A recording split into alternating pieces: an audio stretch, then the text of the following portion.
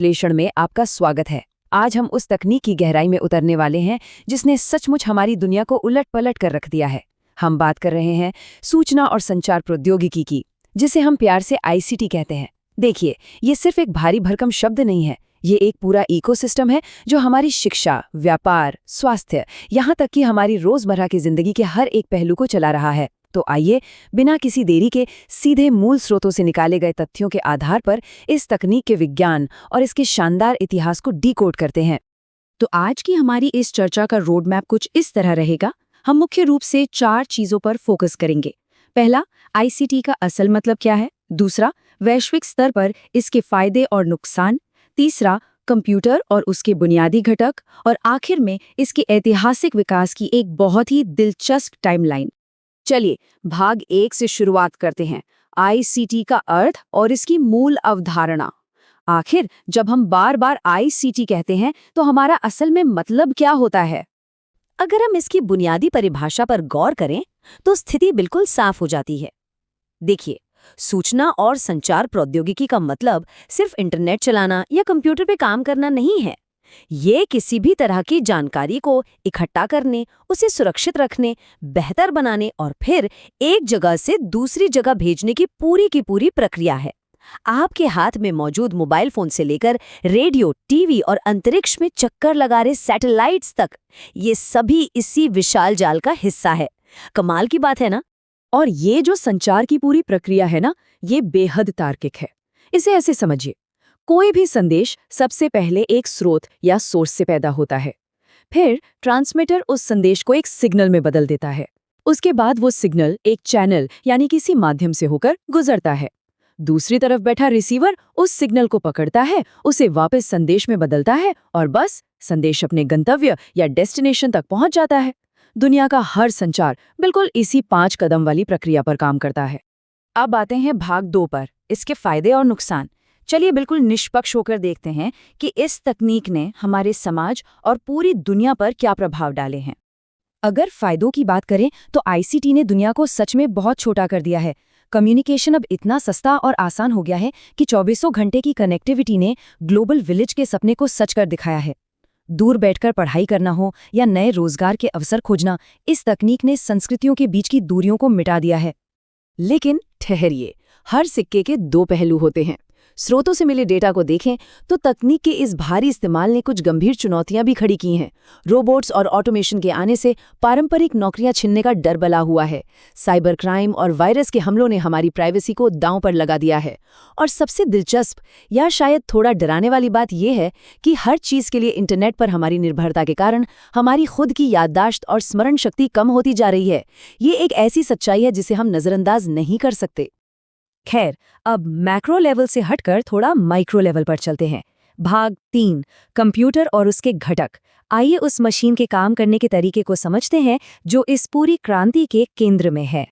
आगे बढ़ने से पहले एक बहुत ही अहम अंतर को समझना जरूरी है, डेटा और सूचना के बीच का अंतर। डेटा असल में बिल्कुल कच्चे, अव्यवस्थित तथ्य या नंबर होते हैं जिनका अपने आप में कोई खास मतलब नहीं निकलता। लेकिन जब इसी डेटा को प्रोसेस करके एक व्यवस्थित रूप दे दिया जाता है, तब वो काम की सूचना यानी इन्फॉर्मेशन बन जाता है। कंप्यूटर का सबसे बुनियादी काम यही है, इस कच्चे डेटा को उपयोगी सूचना में बदलना। अब सवाल उठता है कि कंप्यूटर को कैसे पता चलेगा कि उस डेटा का करना क्या है। यहीं पे एंट्री होती है निर्देशों और प्रोग्राम्स की। हम यूजर जो कमांड कंप्यूटर को देते हैं, उन्हें निर्देश कहा जाता है। और जब किसी खास काम को पूरा करने के लिए ऐसे ही कई निर्देशों को एक साथ मिला दिया जाता है तो वो एक प्रोग्राम बन जाता है। मशीन इन्हीं प्रोग्राम्स को पढ़कर अपना काम पूरी सटीकता से करती है। अब जो बात सच में कमाल की है वो ये है कि दुनिया का सबसे शक्तिशाली कंप्यूटर भी इसी सरल से तार्किक प्रवाह पर काम करता है। इनपुट, प्रोसेसिंग और आउटपुट। पहले डेटा अंदर जाता है, फिर उसकी प्रोसेसिंग होती है और अंत में नतीजा आउटपुट के रूप में बाहर आ जाता है, जिसे हम भविष्य के लिए स्टोर भी कर सकते हैं। और इस पूरी प्रक्रिया को हकीकत में बदलने के लिए कंप्यूटर के पास 4 मुख्य हिस्से होते हैं।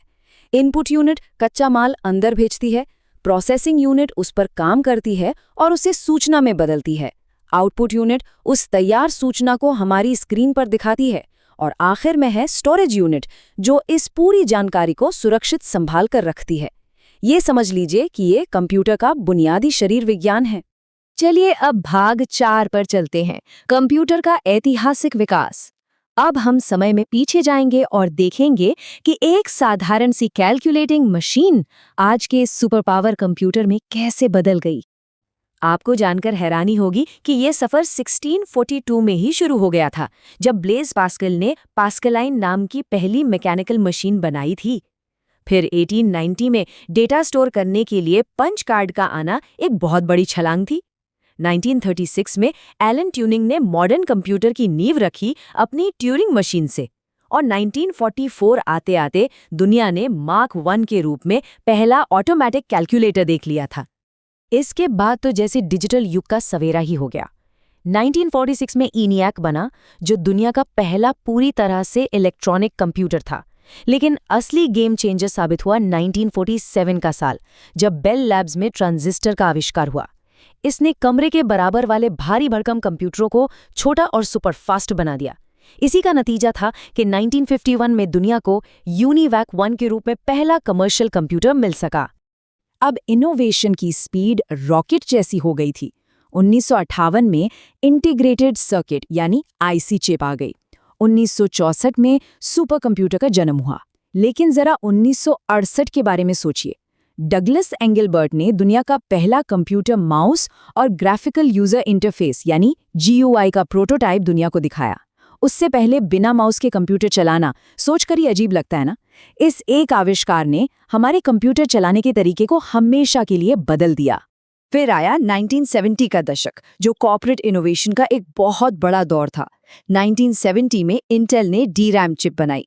1973 में Xerox ने ईथरनेट बनाया, जिससे कंप्यूटरों को नेटवर्क से जोड़ा जाने लगा।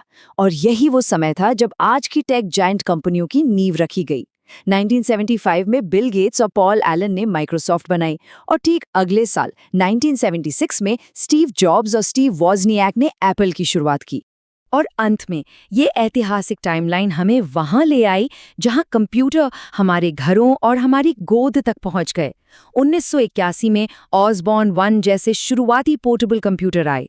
1983 में एक बड़ा बदलाव देखने को मिला जब एप्पल लीसा आया, जो ग्राफिकल इंटरफेस वाला पहला पर्सनल कंप्यूटर था।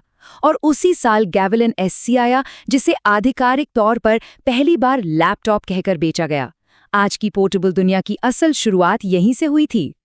तो देखिए, 17वीं सदी की एक साधारण गियर वाली कैलकुलेटर मशीन से शुरू होकर आज हम वैश्विक वायरलेस और AI संचालित नेटवर्क के बीच खड़े हैं।